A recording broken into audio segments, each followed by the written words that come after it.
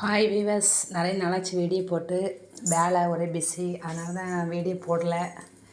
பாருங்கள், ஆப்பம் இன்றைக்கி வந்து நான் செய்திருக்கேன். இது மாவு வந்து நான் என்னென்ன போட்டிருக்கேன்னா, பச்சரிசி மாவு, தேங்காய், பச்சரிசி, தேங்காய், கொஞ்சம் பழைய சாதம், வேறு எதுவுமே போடலை. போட்டு நான் தேங்காயோடைய தண்ணி போட்டு நல்லா நைட்டுக்கே வந்து ஆட்டி வச்சுட்டேன். பாருங்கள், இப்போ பாருங்கப்பா ஊற்றிருக்கேன். அப்புறம் உப்பு போட்டு நம்ம காலையில் சுடும்போது கலக்கி பாருங்க, அப்படியே சூப்பராக அழகாக வைக்கலாம். நல்லா சாப்பிட்டா இந்த கரண்டி வச்சு நம்ம வந்து தண்ணி எடுக்கணும். எடுத்த பிறகு அப்படியே இந்த மாதிரி நமக்கு வரும். அப்போ இதுக்கு வந்து சட்னி, எங்கள் ஊர் வந்து மார்த்தாண்டம் சைடு நான் சொல்லியிருப்பேன் வீடியோவில். பாருங்கள், சட்னி வந்து அந்த ஒரு சைடுமே இந்த சட்னி நல்லாயிருக்கும்.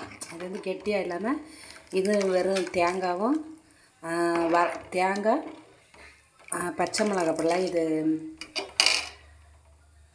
தேங்காவும் வத்தல் மிளகா இருக்குது பச்சைலாம், அந்த மிளகாவும் கொஞ்சம் இஞ்சி, ஒரு பூண்டு, அப்புறம் கருவேப்பிலை, கொஞ்சோண்டு இஞ்சி போட்டு சின்ன வெங்காயம் 2 போட்டு மிக்சியில் போட்டு நல்லா அரைச்சி இப்படி எடுக்கணும். இந்த மாதிரி இந்த ஆப்பத்துக்கு இது நல்லாயிருக்கும். கடலை குழம்பும் சூப்பராக இருக்குது. எங்கள் ஊரில் வந்து கடலை குழம்பு வச்சு சாப்பிடுவாங்க, நல்லாயிருக்கும்.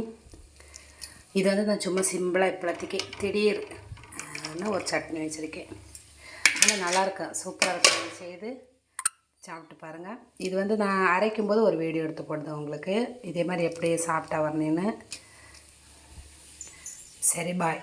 இன்னொரு வீடியோவில் பார்க்கலாம். வீடியோ பிடிச்சிருந்தால் லைக் பண்ணுங்கள், ஷேர் பண்ணுங்கள், சப்ஸ்கிரைப் பண்ணுங்கள். பாய்.